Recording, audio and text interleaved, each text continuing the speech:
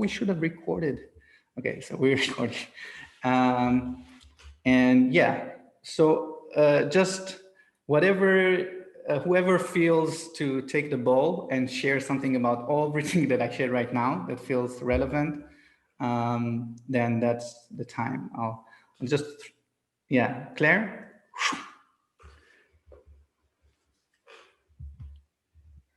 So I've been listening, and then other parts of my brain have been like dancing a bit. Because my question today is, why am I here? And I think one of the things I want to just bring into the room is that I work with people to help them go deeper into themselves, to find out where their energy ball is. And I'm particularly interested in supporting artists. So the work I do with Dynamic Emergence, which is one of my websites, is sort of educational in the sense that it exists to validate for people that they have a particular way of knowing and being in the world, and that matters, and it's precious, and it's worth exploring for its own sake. As an artist that never got a lot of support being an artist, so it took me years to know that I was an artist, that feels important to me too. Just reminding anybody and everybody that in some way you are an artist, and it's just a matter of how you live a life, how you approach challenges, how you approach even a conversation. Do you block it, or do you enable it? Like, do you bring it to life? These are the kinds of considerations, and that feeds into how we structure societies. Are we structuring societies that feed only certain types of people but not others? And I mean feed in an energetic sense, but of course that expands into the literal sense as well, the tangibles. And then there's my own performative element where I just do those things as a singer, and people see what it looks like and feels like to just give yourself over to a moment, to something less tangible, and what that might inspire in others for themselves in their own reference points. So I'm here kind of now. I've got a slightly different hat on, and I'm rather liking it because of what Uri just said, which is I'm here representing my work, myself, the work that I do, the work that I'm offering other people, to see how does it blend or work with, collaborate with Imagine Action. Does it? I think it does. But I'd like to also understand more. At some point, Uri, it would be helpful for me to hear a statement from you, just a simple statement about what Imagine Action is and what its purpose is and what its intention is, just to help me integrate or kind of dock with it. But yeah, exploration of self, exploration of society. So there. Thank you.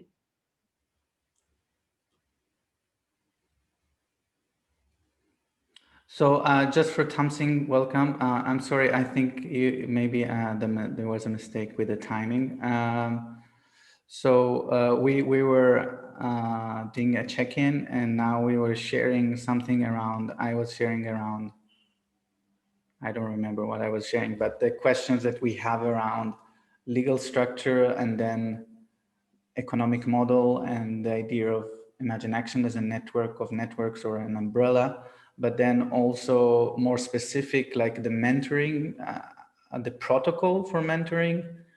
I was also bringing that as an open question that I would like to hear also Chetna and other people, like how do they see that? And Claire now asked me, I'll answer quickly in the sense that I don't know, in the sense that I don't feel I want to be the voice of Imagine Action. And I'm not sure I can be, because I did not found it.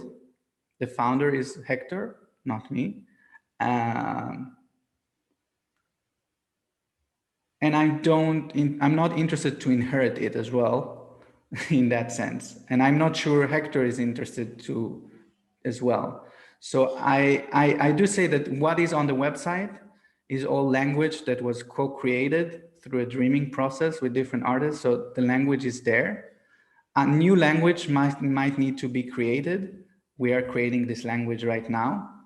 So I feel it's like exploring what you just said that I was trying to write down, exploring, but like go deep into yourself as an artist, human, exploring.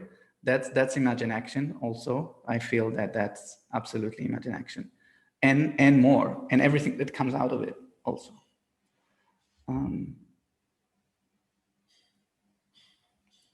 And we just, whoever feels to take the ball can just ask for it. So.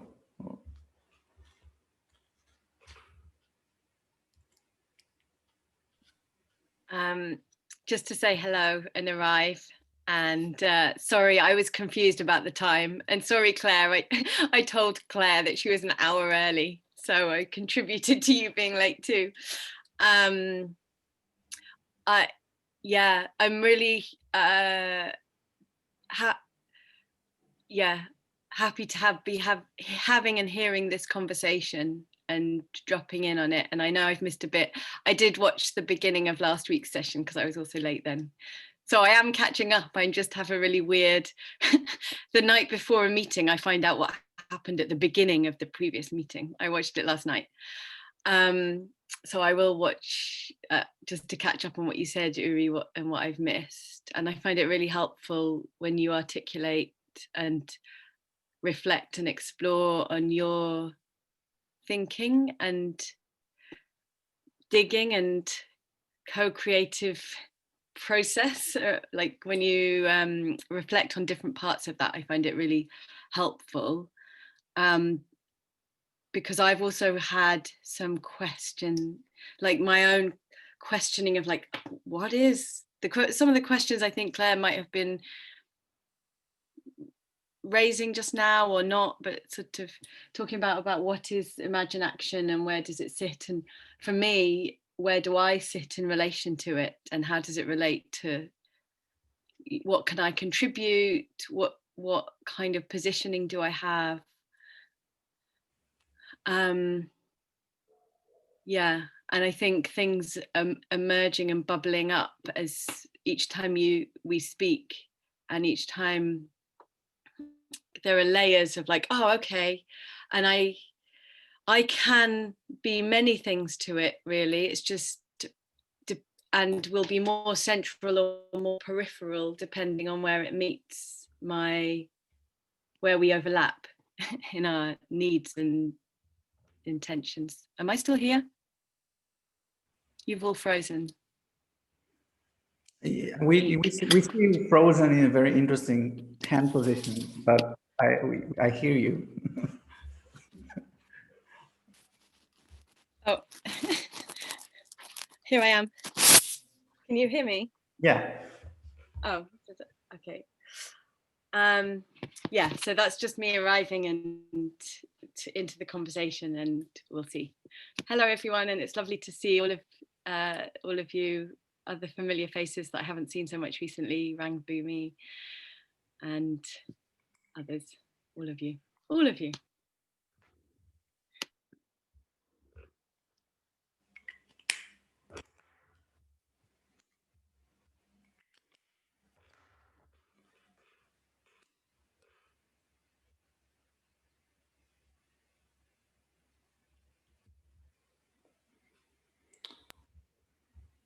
Yeah, good to see you, Tamsin. And I'm wondering, you guys are wearing woolens and sweaters, and we are like under the fan. It's too warm.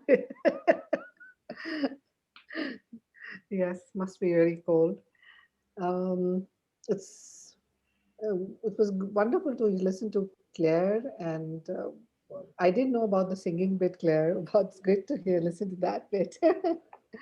Um, so it's very interesting the way our what Yuri said about the mentoring program, and we've also created something not I don't even know the structure, but we came out with something known as the applied theater-based youth mentoring program, where, because in the recent COVID times also kind of gave us that, mm, I wouldn't say insight, but it was some kind of we were meeting a lot of children and youth, and we also felt, and they also felt, both of us, that a space where they could also talk to us with their own space, like there's nobody there around.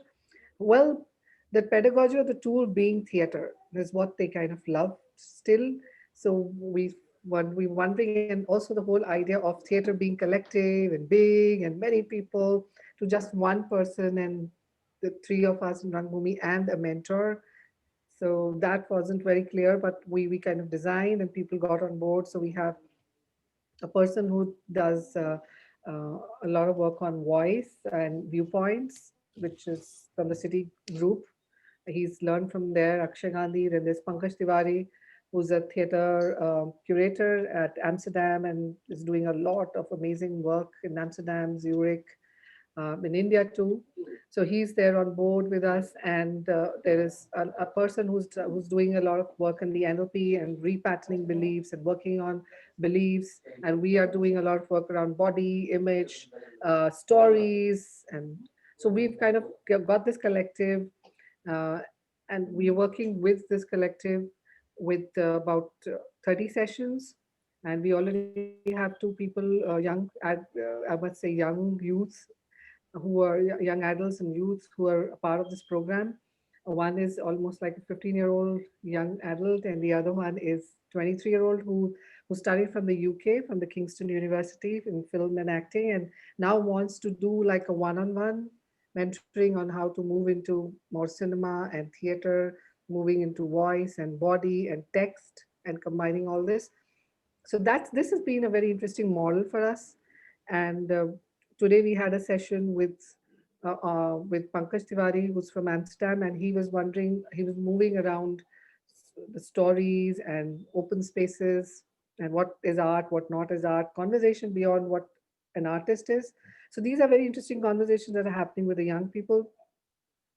And the other bit is the personalized, say, self-paced image management and applied theater program, where we are looking at, I am a certified image consultant from the curriculum of Judith Raspin in USA, and I've studied that. And I thought while I was practicing that in on the field, I figured out that it became too static for people to kind of know more, because image was only being talked about in the external. So when applied theater was combined, it moved from both the spaces of body and voice and text, and also the outer appearance. So there also we are doing a lot of self-paced mentoring programs.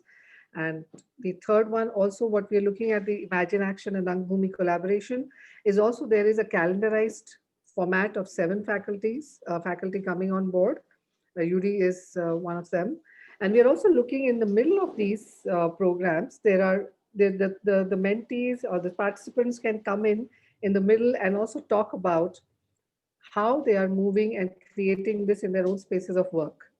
So, because I when I spoke to people, they said that we attend a theater workshop, we do that, but we don't know how to go back and create the same. And what do we do? So we kind of created these self-paced sessions too. So this is how we are looking at these new programs. And with Yuri also, we spoke about the mentorship program, and and many of our people who are keen to enroll on this program of applied theatre social arts course are also were looking on Imagine Action website, and they were also wondering how could we know more about Hector and Yuri and more people. Um, I think as Rangbhoomi, Yuri, I think we would also love to take a mentorship program. We could be the first one to come on board and register with you, because I think it's good to have somebody hand holding and just speaking to you. Just speaking could be as a choice, as it could be a transformational choice, I feel. Yeah.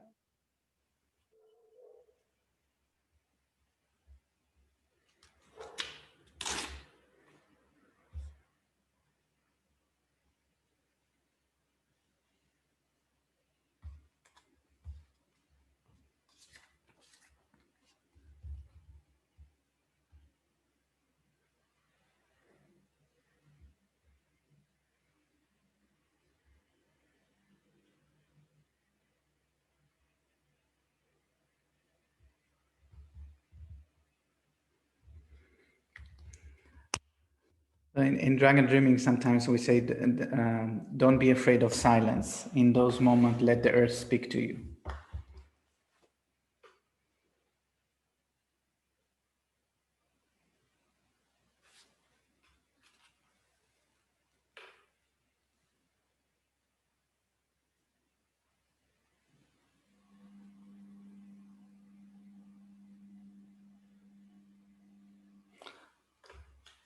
I'm doing a lot of drawings, and I'm very curious with the last one. It came out this, and it has self-paced. And it has this thing that I thought it was a sun, and I said, "Wow, is that the coronavirus?" Is that like, I'm just looking at it like it's a very strange animal that came. Is this, and they kind of connect this open space consulting, transforming, and self-paced. Yeah. I see the turtle though, so it's okay. Okay. See it. Yeah.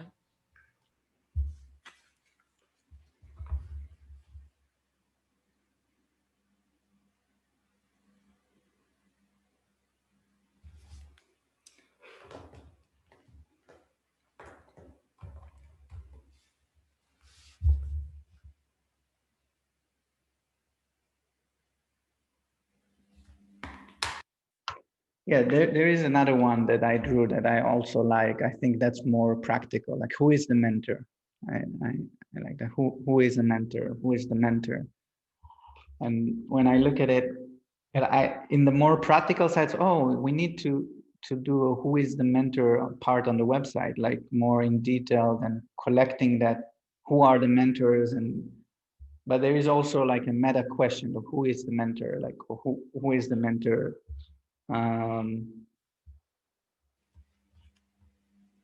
Yeah, Hector said a lot of great stuff on it on Saturday, actually. I think to release that, actually, I will ask people that were on that Zoom if that's okay to release it to everyone, because I feel this whole conversation on Sunday, sorry, was valuable in terms of also mentoring. There was a lot of being said on that.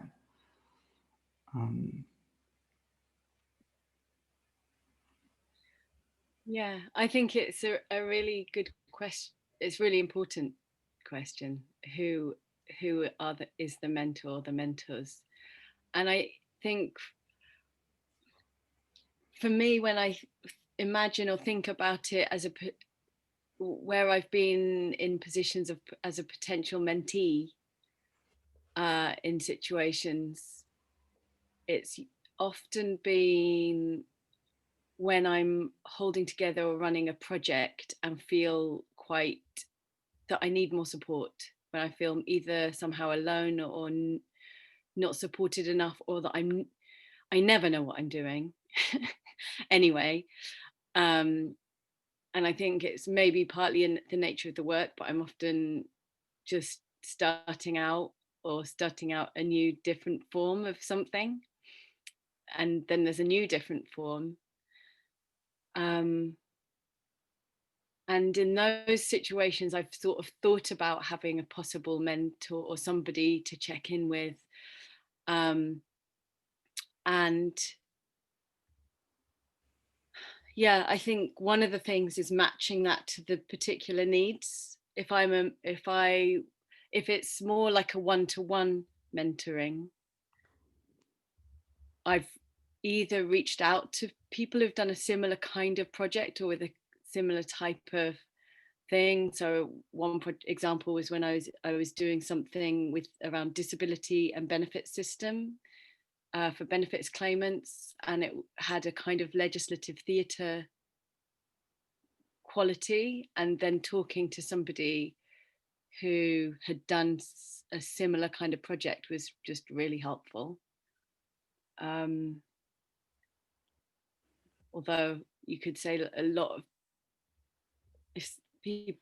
talking to people with a lot of experience but then on the flip side of that, I think there's another question around the kind of peer mentoring structures that perhaps could be created, and maybe Imagine Action could create an infrastructure for that.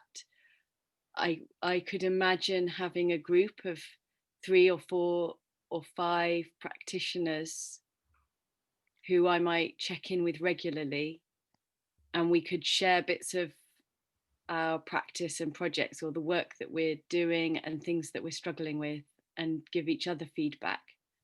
And I think that could develop over time. Developing those relationships and getting to know each other could be really supportive, and kind of learning from each other.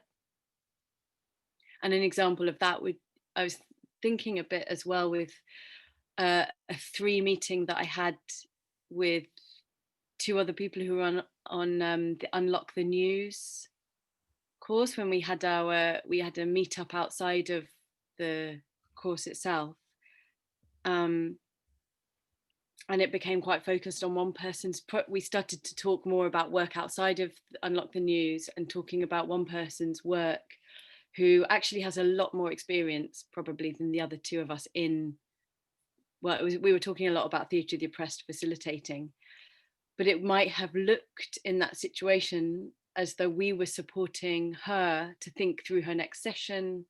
And so I think in that situation, you might think she was the one being mentored, and we were kind of giving feedback or listening and hearing her talk about her practice, and she came to some decisions through that. But in fact, I feel like I probably learned, or would have more to learn from her than vice versa. And so I think that there's some blurry boundaries between those roles, and the different kinds of experience and insights, knowledge that we bring into the conversation and into the space. So I think there's something around, questioning that, and the different things that I would value as a mentee. And I somehow don't see myself as a mentor, not yet, although.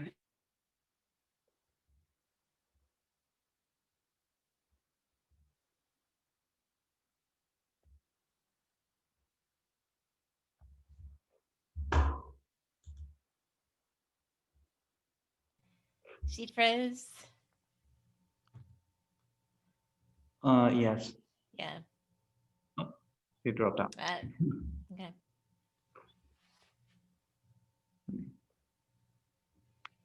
I did write support on projects, matching needs, experience, peer groups, projects, relationships of learning, talking on projects, feedback, learning together. Oh, you're back.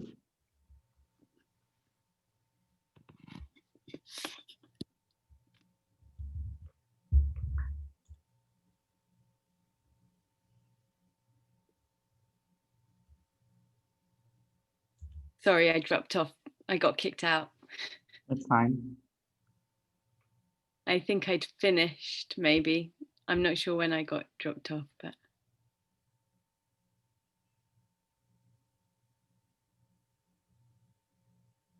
Yeah, and we didn't really clarify when we're ending. I said it might be 60 minutes. Let's try to if it's okay, let's try to do it in 20 minutes, 30 minutes until half is okay for everyone. Okay, so and we don't need to arrive to any conclusion, but it's an exchange helpful. Oh, Stephen is joining now. But I think some people thought it's starting now. I don't know what gave this impression, maybe me. But that's very useful. First of all, Tamsin, very useful. I'm taking notes on that. I feel it's useful. So thank you.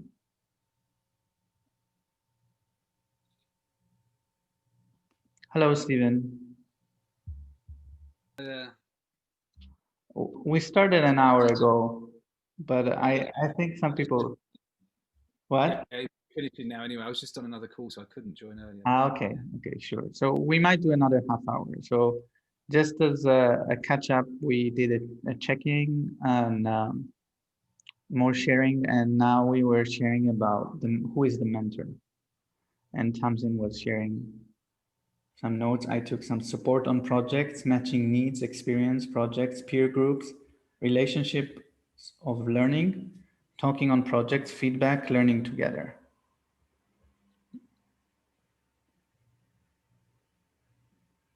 Sounds good. It looks like Rangbhoomi can only stay for 10 minutes. Sure.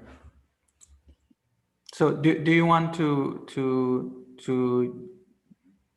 use that as to check out or share something more about this before you have to go?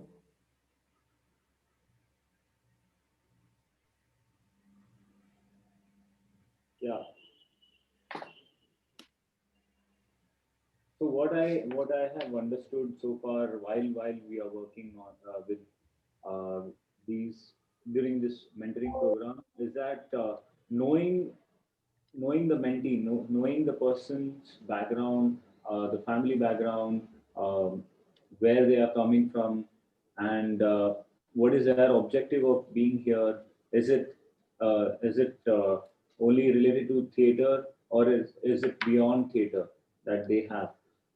And sometimes there are some other needs which they might not have had before joining the program, but once they join, they get to know when we ask questions, they get to know about it. Then they get to know about it. Okay, this is what why I am here, and yeah. So creating a set of questions to understand their needs, their approach, that helps all the facilitators and mentors to dig in more and create a personalized sessions.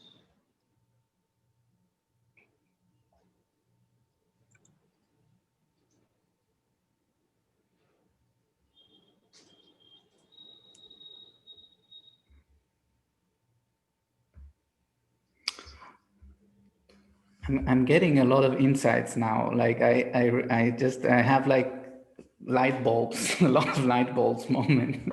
Because there is something that I was breaking my head with, you know. So I have a local project, local regional project, which is a 2 years project. It's called Life. The project is called Project Life, and it got extended, and it's with immigrants, refugees are in Italy, or either some are.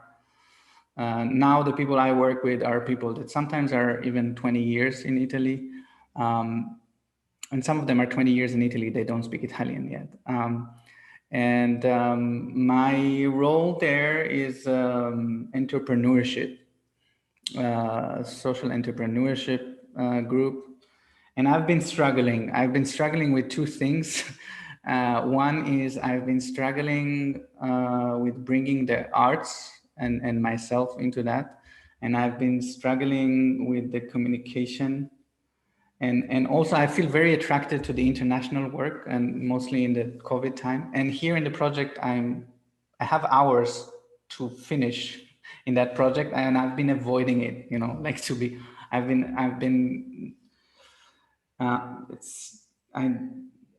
there's a lot of energy, and now when I'm here, it's like, yeah, we can do the mentoring with the immigrants, and I can invite people from Imagine Action to work with me with this, because we're anyway working online now.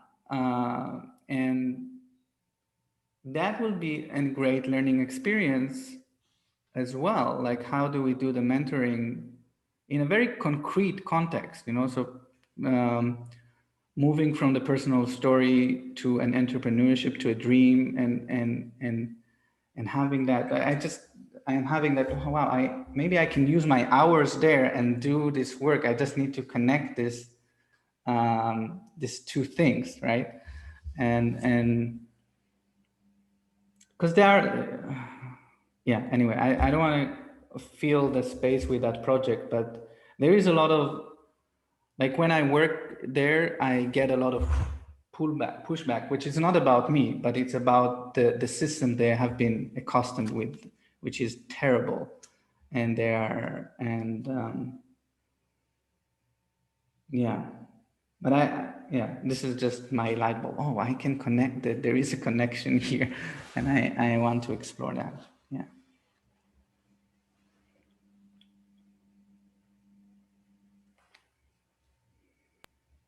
Uri, Yes.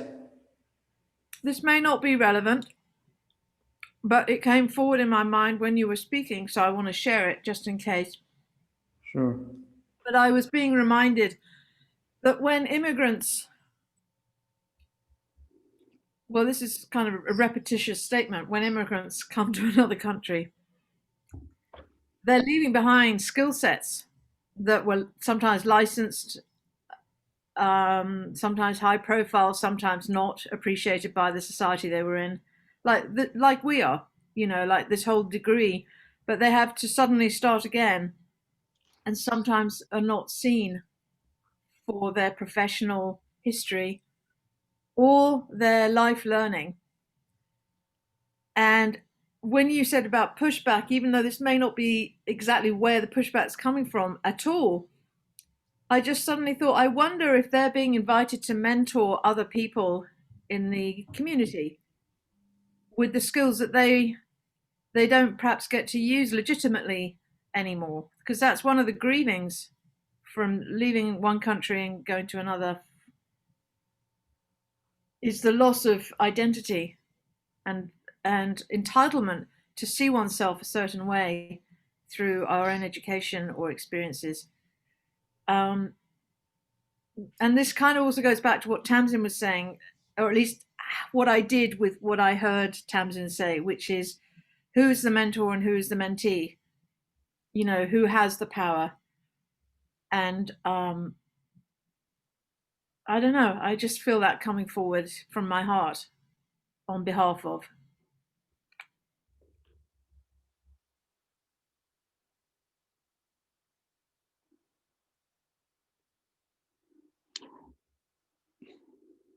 Yeah, I don't want to make it so much about the project now, but just about the valorization of skills. That's the part of Ilaria. There is a part of the project which is about that, and she's using storytelling there about finding their skills and the life story and reconstructing. And we are interested that they would become the mentors, but a lot of the people that I'm working with are not ready for that. And I make that one conversation, and I did there is a, I'm supposed to be doing more like towards opening a business, and it's much more basic than that. It's not the first time. It's first a woman, Nigerian woman, second time, ask her what do you want. So that, and I've worked with her 4 years ago. So like I want to learn from someone to cook Italian food.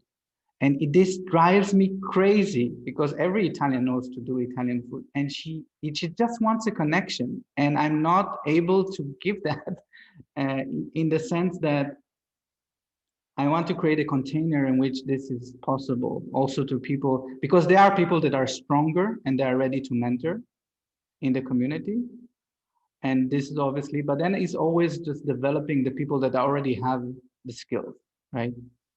And I want to create a structure that I can approach those people and not just, and then just, the only solution is just I just reaching out to the people that are ready, but then it feels that I need an answer to that very simple thing.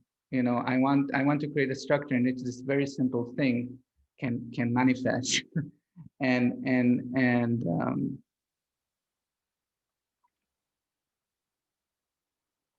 yeah, not because the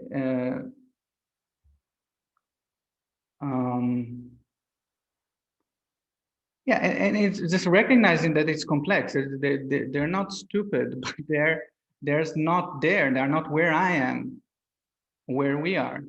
And you need to meet with that. And one of the first projects, I created a group WhatsApp, and still, like, I get a lot of religious messages, evangelists, like hard stuff. Like there is a lot of hard stuff that I don't understand, that for me feels, even violent, like with the messages with Jesus and stuff, and tortured bodies. And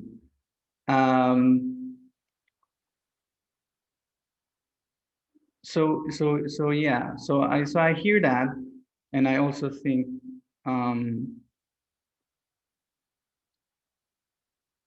and there is an answer to those people where they are now that I want to have as a structure as well. Because I asked one of them now in a phone call, what do you want? So I want someone to tell me what to do. That's what she asked me. I want something to direct me. and another person said, like, and the one that understand the open space that I can hold, they receive that, but they're already there in a way. You know, because the reason that they understand that is because they are already there. But I don't know if I make clear like my question here, but But what I finding interesting in this conversation is I almost feel like this is an example of a conversation that could be happening within a peer mentor group, perhaps with 3 or 4 of us. And that would be really interesting. And it might be this week you bring these these challenges, and maybe have a group with others who have worked in, you know, I know Francesco, for example, works with refugee, you know, and then we dig into it and think about it. And then we meet next week, we meet every week. And we go, oh, how did it go? But somebody else has got something that's come up, and we spend a bit more time on someone else's thing, but we also feedback. And I feel like this is a conversation which I also learn through the conversation, even if I'm more a witness or listening to the conversation this week. And it might be next week I give other thoughts, and the week after I talk about my project, or I talk about a challenge that I have in my personal life relating to myself as practitioner, or whatever it is. But I think I would find that really valuable.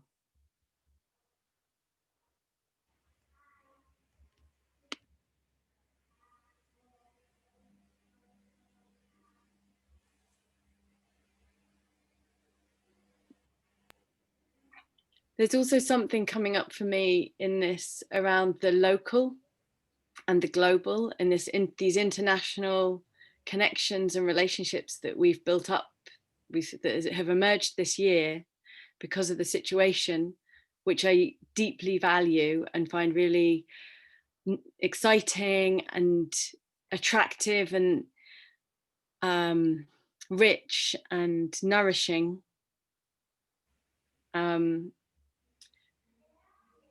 And also there's another part of me that feels like, oh, where the balance can tip into these kind of connections. I think it's useful and important to also stay rooted in the local as well, and to find that balance. I think energies can shift differently with these kind of very broad international, global, and energy can kind of dissipate a bit. And there's something about the rooted kind of materiality of the specifics, the specificity of what's really happening here in this political, social, historical context that I live in Southeast London, with all of the different class, race, like my roots and all of the things that are happening here, that I feel like I need to stay rooted to, but I also feel like there's an important thing here. So I kind of want both. And I feel like there's something around the value and acknowledging, you know, that almost cliche now, I guess, of think global, act local kind of idea. But there's different energies to these 2 forms of relationship and 2 forms of work and practice. And I think they balance against each other, and they feed each other and nourish each other and fertilize. But to have both feels really important to me, which isn't to say others have to do that. But I think holding that in mind when thinking about the structure of something like a mentoring, that hears and sees the specifics of people's locality and what they're doing in their context, as well as the value that's brought to that by these relationships that might be from people in a very different part of the world, in a different culture, maybe speaking a different language, or and how just to be mindful of those of that and hold both.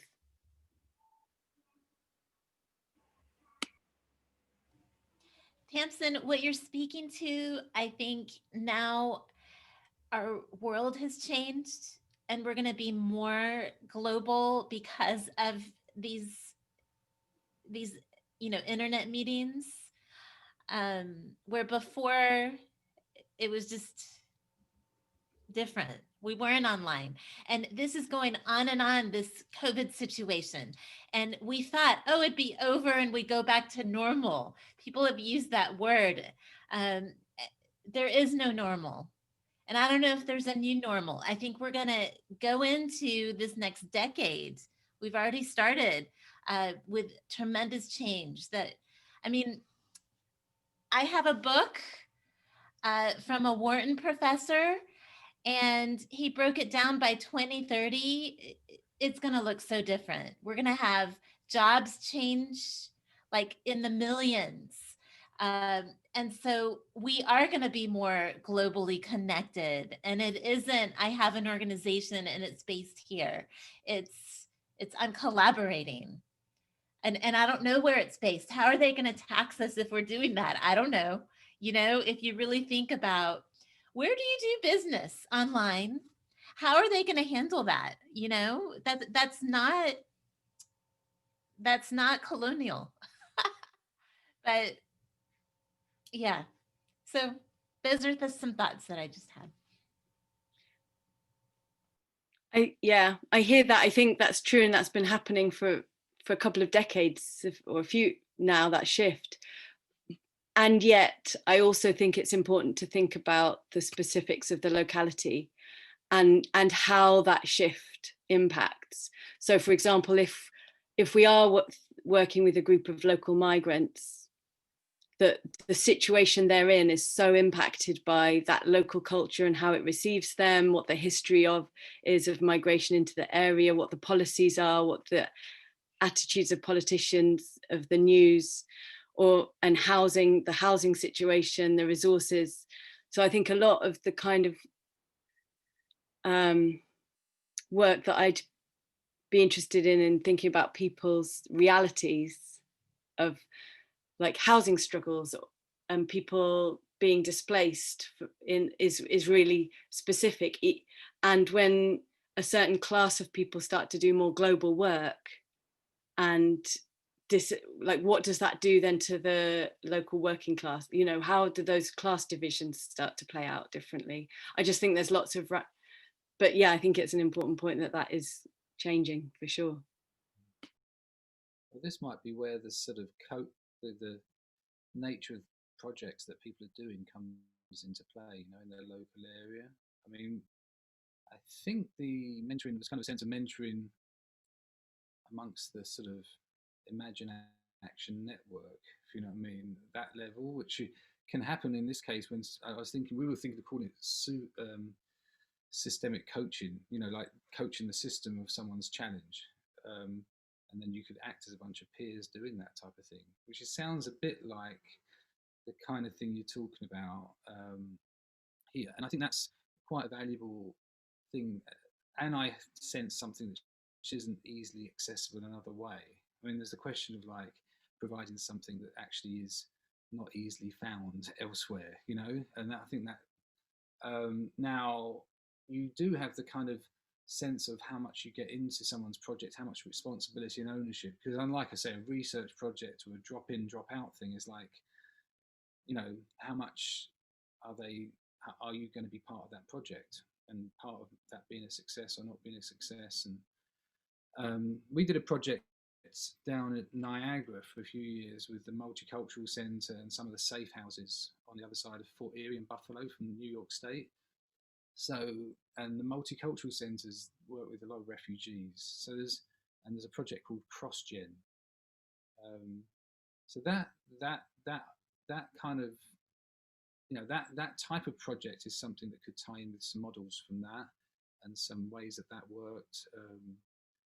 So I suppose there's a little bit of a question of scale and the nature of the mentoring versus, you know, like, because you can mix and match. Like, it's like, is it mentoring when it's one-on-one, and then it's peer mentoring? Is it now a group? And so it's like, is peer mentoring? Is it coaching? Is there, just to sort of get a sense of like what kind of people and skills and interests, you know, and I suppose this is the question as well with vision in a project. So for instance, say there's a new type of project, you might have an idea, so it hasn't happened, or you could mentor people as they try and develop an idea, a proposal or something. And then there's the idea of someone who's already got a project, there's already got commitments and relationships and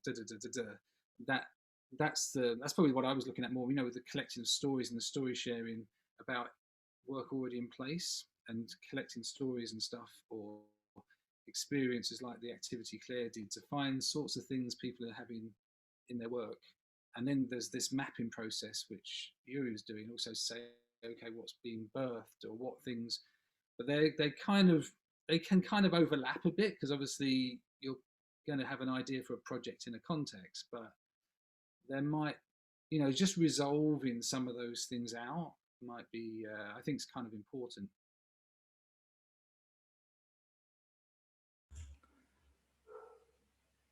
So I feel to be the timekeeper and say that we have 5 minutes to try to just see what we have gotten so far. I can share first that I found a lot of value in this, this mentoring thing that I think I'm making for Imagine Action. And it has been kind of floating also, that it's a solution to what I need to do with the project, also with the refugees. But it has, you know, has much more stronger clarity around that.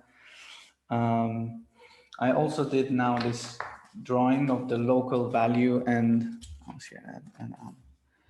the research buy-in models, what kind of, which is true. It's something I'm developing with the Bahir Maps app. With the idea, so part of my research came in when I did the wisdom interviews. It's a model of a new economy that is built on wisdom exchange and value exchange. So it is on the back of here, you know. I realized that when I work on the system, that's what I have the perfect solution on the system level, but it doesn't work because most people don't understand it, and I don't have the leverage to activate it. So I need to scale it down. So what I'm doing here, I'm trying to scale it down. And the other thing I'm taking away, that maybe we're already doing it. Maybe this conversation is the global mentoring. I'm playing with this idea that that's what it is. I just need to figure out how to economically make it viable and just continue it, you know, and we can all continue it in a way that is safe. That's the other thing. And I feel like Pricing Institute with the coaching circle, they created a protocol that they took from something else, but the protocol created safety, and it creates safety because the risk of putting 5 people randomly in is that they will start judging each other and not be, you know, so putting 5 people in a room without a protocol, it's risky because you have no idea what will happen, and maybe you don't care, but but yeah. So I am interested in protocol, you know, because otherwise it doesn't have like consistency, and could be, yeah. But that's what I'm taking.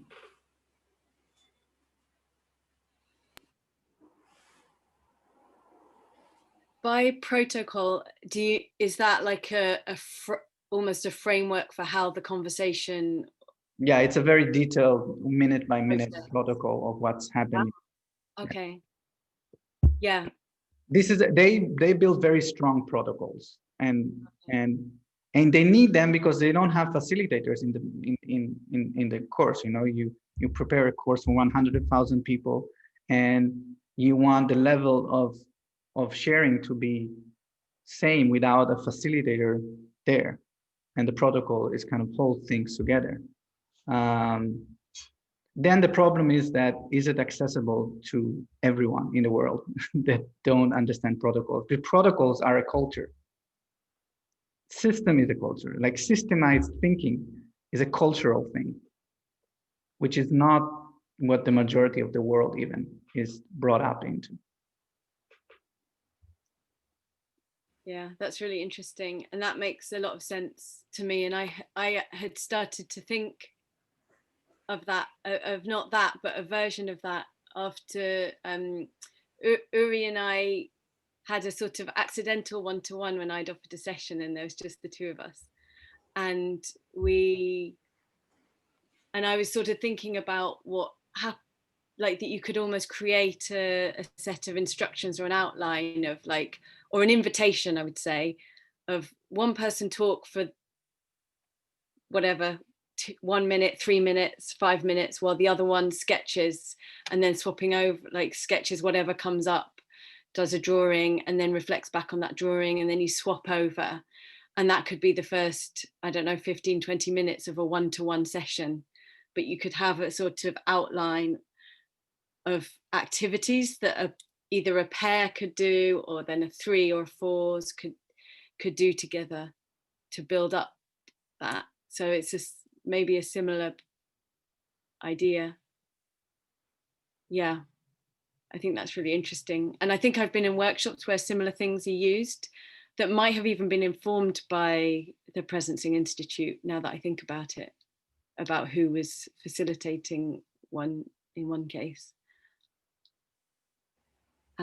Yeah, I think that's interesting. And also what Stephen was speaking to in terms of the different, there might almost be different tiers of where people are coming in and what their needs are. So there might be a cohort or of people who are early on in setting up a project and want to be supported through that process over the course of 6 months or a year. And there could be a whole program that's looking at maybe a visioning, thinking about the personal into the practitioner, thinking about managing funds and budget, thinking about how do we support each other and building up a group culture for supporting each other when people get into the, so there might be a kind of pre and then an early stage and then a during a practice, like who are you working with, and then a kind of debrief ending phase and then an evaluation phase. And there could be something that takes people through the course of whatever it is, 6 months, 9 months, a year, as a sort of action learning group, you could think of it as. So there might be that kind of cohort that goes through. And I think there's such clear value in that for me, I think focusing on the value that it brings, and then how that brings in the finance for that people can invest in that, or that funding enables. And there might be another tier which is a bit more like the second group that Stephen mentioned, which is people who, or maybe it's the first, the other way around, I'm not sure, of people who are already projects that are already set up. And it might be some of the people here who are already kind of doing, but it would be really useful to have a check-in and just a space. And it's kind of like as someone with a training in therapy, the model that I would think about a little bit is that supervision, clinical supervision space, and that you can have group supervision where you come and just share something about some of your clients and what's being a challenge, challenging you, and that there's a level of almost professional accountability and safeguarding around that, ensuring that as a practitioner with a certain amount of power in that relationship, that I'm having a space where I make sure that I'm reflective of my own practice and I'm not imposing. So yeah, I could see those different kinds of tiers emerging out of need.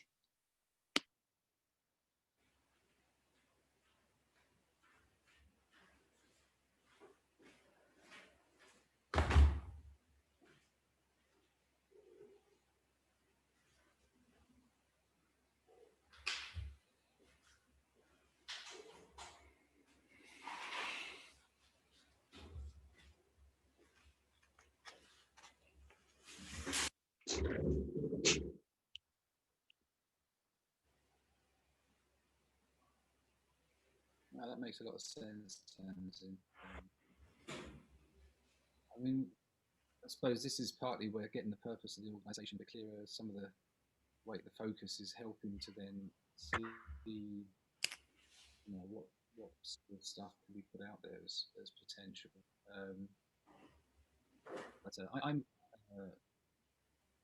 I think that individual practitioners or someone who's sort of come into this field, even maybe slightly newer to it, certainly how to create and develop projects would be very useful for them, I think, and that might be something. And then the other side, you really start to get into the complexity stuff, so there's a whole range of things that can come in there, and it depends on the nature of the project and the people, so I think that could, and it might even, and that's where in some ways we'd have to have like maybe some code of values and some ways of engaging between organizations, because they're often people who are already engaged with a community, they've got an organizational commitment. It might be about trying to get organizations to resource, and I've been working with something called Infusion Space, which is how to think about configuring different types of stuff, not integrating. So say, okay, when do I need to have some therapeutic work with the community before, not within, but before maybe doing drama, or the drama before the therapy, or maybe an engagement around activism, or maybe talk to the engineers about the water issues. These types of questions. So then you start to get into these systemic questions, which are not a whole project, so you've got this multi-scale, when you're doing the therapy, you're not thinking about the system, you're not worrying. It's not a case of trying to put some therapy into the drama bit at the end, or trying to fit a drama in, which sometimes you can do, but sometimes it just becomes a mesh. So it's like, how can some of those questions be done? And I think this is a scale of organisation where that becomes kind of practical, because it's got that international and a different range of practitioners around. There's more possibilities for that, to even bring in those, and maybe some skills that are, I'm sure Claire's probably also got her skills that she might have from an organisation perspective. Maybe also other, and the dynamic emergence to hold complexity, and even people that maybe could be brought in who've got specific insights to certain types of challenges. We might find ways to do that, and that, that could be the difference between a project, because often it's about making the right decision in complexity at the right time, and if you don't, things can go a bit off the rails. So I don't know what your thoughts are on that, Claire, but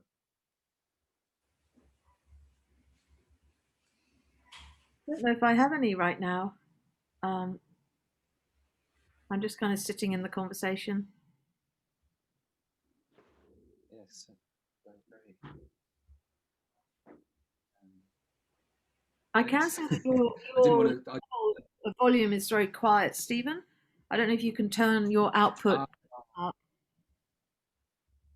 Okay, yeah. That would be nice. Okay, is that better? Yes. That should have improved it. Okay, sorry. I don't know why it keeps doing that on this Mac. Okay, thanks. That wasn't me whispering. Although I was being quite quiet as well. I feel bad now. I was trying to use like a very calming voice and being nice and relaxed, and I'm like, oh my God, you can't hear me. What's the point of that? Anyway, hopefully you can make out what I was saying.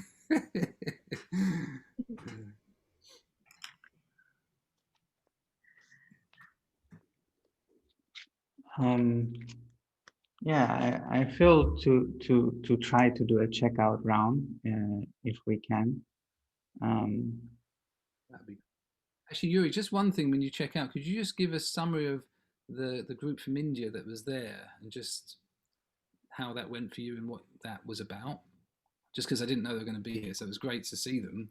But just how that yeah, I invited them because they are collaborating with Imagine Action for a dual certification program, and I felt that it's important to bring them in, and also listen to how they do it, because I feel they're, in a way, they're ahead of us, and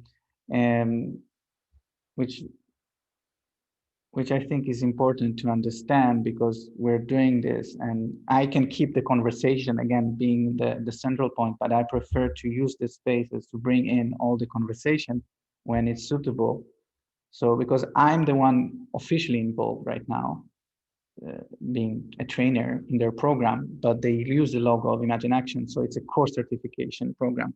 And I'm not, so it was important to make this connection. And I feel, as we continue, it's important to make this connection because there are other collaborations emerging. And yeah, the risk, I don't know if it's even a risk, but one opportunity or something that will happen as a possibility is that we'll just keep on being who we are, freelancers going with opportunities. And as we meet, more opportunities will emerge. And then it's just a question of who will get the opportunity. Sometimes it's me, sometimes it's someone else, which is probably something that will happen anyway. But the question is how we create also transparency and connection across and levels. I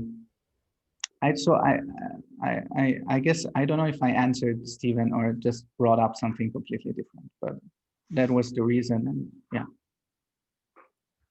If I may, I feel like I just want to propose something that probably comes from a dynamic emergence perspective, which is, it might be, I think I would feel attracted to the idea of, if anyone who's coming to this meeting or planning to come to the meeting or deciding whether or not to give the time to the meeting on a particular day, for people who have something they want to explore, that's a conundrum or whatever it might be for them, or a growing edge, that people just propose what that is, and then we collectively feel into which one needs us more immediately than the others. And that would be a way to sort of more democratically listen for the energy of a project as it affects humanity, for instance, in that moment. Not trying to put pressure on the project to be impressive or anything, but just knowing that perhaps there's an innate wisdom inside a project that knows its own timing path. And that for us, the job is to be able to listen for that in a feeling way. And that's a good practice for us to decide together and to create a process, a simple process to make it easy for us to feel like we can trust the way we're reading something. Does that make sense? Yeah, it does sound already like a coaching circle. Like it sounds like a sort of action. The coaching circle was brought from the action learning research groups protocol that then became the coaching circle. And I like it because this goes to more projects. So it brings in another protocol. I'm just not sure that this was not the intention for this meeting originally. It's just something that happened in the meeting. I feel like I didn't plan to bring my project as something that is going to be get feedback on, but because we're doing these co-planning sessions, not necessarily, but I like it as an opportunity as we're building a protocol. But I'm also not but yeah, and I also feel like who is holding the space and why? How is it safe? All of those questions, right? Because I appreciated the feedback on the project, but I also felt shaken at the same time at some points. So this is just feedback, just sharing feedback. Like I both got value and also feel shaken a little bit. So so I'm just wondering about that, and is that what I'm interested to create, right? I think that also might relate a little bit, Yuri, to the types of container. Like you say, this is a planning session, so it was good because you started to get a sense of what might be planned. You know what I mean? Yeah. So I think what maybe that there's something which is a bit more of a dream. You have a dream process and it has a relative structure because things were put forward. There might be this more open energy feeling coach centers, and then there might be one which is quite systemic, quite like structured by some specific community insights, some data even, you know, and the three things might relate to each other, but they, you know, you might create a slightly different type of space with a slightly different structure. You know, it might be the systemic one. You already know that it's going to be this project pretty much. You know what I mean? Today's this project. And then there might be one where it's not so clear. And it might change over time as we learn more about what the projects are, because that's the thing at first. And then after a while, it might be something else. And also what the skills are. It might be like, look, this is really cool. Da, da, da, da. We've got the skills on that. We don't have the skills on this as much, blah, blah, blah. And that's something we can get some assistance on how that works. I mean, just one thing, just to be clear, is also, because I did a lot of work. We developed these teams in South Africa, touring the schools for 6 years, doing the plays in Zulu language and all of this work. Is there's a question of training those people in the local community and then mentoring and working together, and or people and then there's mentoring of sort of facilitators at the kind of Imagine Action International sort of who've had XYZ experience, and they obviously they link, and they'd be linked through local universities as well and local community-based organizations. But you know, there's something to consider there. That's a different, they're not necessarily the same thing, and there's a lot more community contextual stuff at the local level around the mentoring that's going to be outside, and it will depend on their internet access at the local level and all this type of stuff. So just some of those things that may not be an issue in Italy though. So, but just I think these kind of distinctions are the sort of things that are important to know, so that we can. Because I'm trying to do the story sharing work from the event still, and I was still trying to get the container from the event, or the sense making of what they felt the container would be. And I feel now I'm getting a sense of, okay, this is the kind of thing I can ask people to share stories to inform decision making around, because I don't want to get people to share stories for the sake of sharing stories. You know, it's like participation, but really it was just so they had a nice time and I could show them that I did it. But if I wasn't really going to use the information, then why call it participatory activity, you know? So I think we're getting a sense of what you know, a story sharing, narrative inquiry, systemic inquiry process could look like if it was relating to these types of, you know, because we got, and because we say, okay, these are the things, we have things that we can agree on. We don't need other stories on that. It's like, well, what's the surprises? What's the stuff that's like, oh, wow, I didn't think of that. Or there's 3 people who have that issue.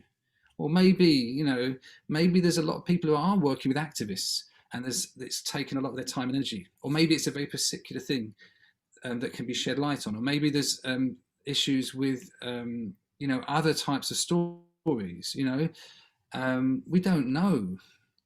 But, you know, at least knowing how it relates to a project would be useful.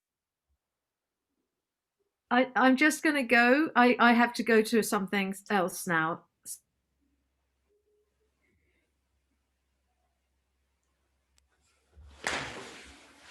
See you all. Good to see you, Claire. Yeah, maybe we can try to check out anyway. Just, I know we were trying to do that for 20 minutes, but just one word, one gesture. This is my gesture. And where's the energy going? When will it land?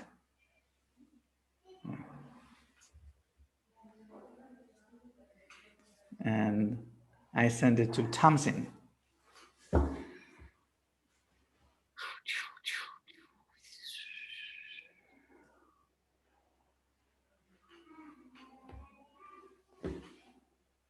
I don't know what the words are.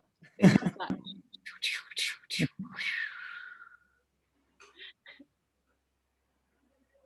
and I pass to Alexia. Okay. It's good to be here. I love how we started talking about the 12 days. We kind of you know, I just love that concept. To keep our year for the months going how our first 12 days were. To keep that momentum. To keep this momentum. So yeah, I pass it to Stephen.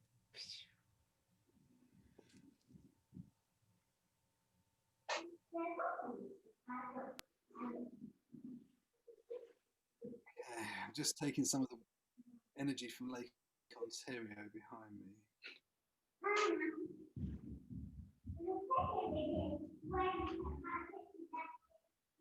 Splish, splish. Splish, splish. It has a sound. It's splush, splish. We can do like splashing war, like water, Zoom water fight, like. That's actually an interesting idea, actually. Oh. Yeah. Thanks. It was a pleasure to see you again. Yeah. See you all soon. Stay warm.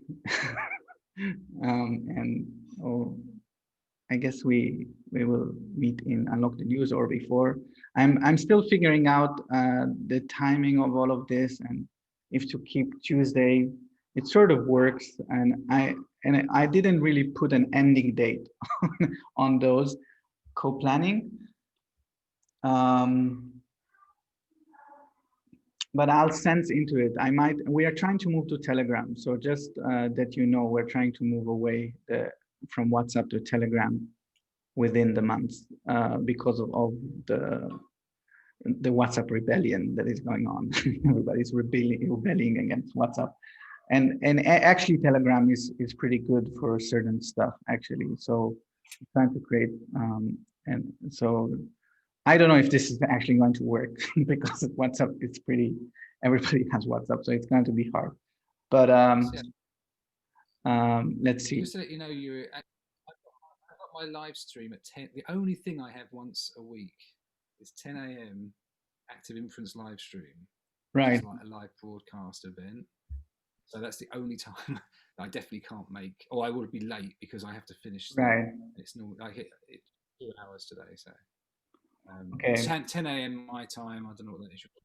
So just to let you know I just feel bad coming a bit late. I mean, I might send this went to meet. Not everybody is using it. I don't know. Just my experience is that it's a great tool, but not everybody is using it. Yeah. And then it's strange. And I realized it's awkward because it doesn't translate the time. Yeah. So you have to make sure everyone understands which time it's in. And it's just, so I've realized actually it's quite confusing when doing it across time zones. So I might send a doodle or something like that, more simple. Yeah. I'm so glad you said that because I never liked it and I never engaged with it because it was complicated. So now I feel okay. Yeah. Ben Roberts from the Now What Collective uses it. And I'm like, yeah. Yeah. Just give me a time to meet. Just, yeah. It's so hard to find the right time. Yeah. But maybe an hour later then. Yeah, I'm trying to keep the hour later, usually for family. Okay. Yeah. But let's see. I might send like 2 or 3 options. Just sense the temperature, and we see. We might bring it back earlier, which is another option. Earlier. I just have to leave early, but I can do that. We can just bring. I hope your fingers. Well, sending you a bit of healing on that one. Yeah. To your cut finger. Oh, me? Oh, yeah. Yeah. Yeah, it's a pain. I actually have to jump on a call now. I've got to jump on another call myself. So after all of that, but you take my energy as much as you want, and Lake Ontario. I'll speak to you all soon. Bye. Okay, take care. Bye. Bye. Bye.